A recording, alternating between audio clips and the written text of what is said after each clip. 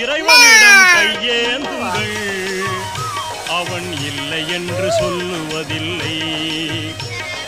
பொறுமையுடன் கேட்டு பாருங்கள், அவன் பொக்கிஷத்தை மூடுவதில்லை.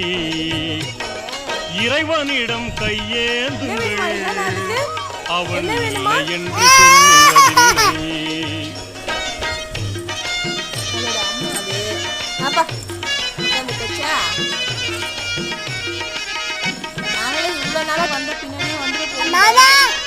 இல்லை என்று சொல்லும் மனம் இல்லாதவன், ஈடு இணை இல்லாத கருணை உள்ளவன், இன்னல் பட்டு எழும்புவதை கேட்கின்றவன், எண்ணங்களை இதயங்களை பார்க்கின்றவன்.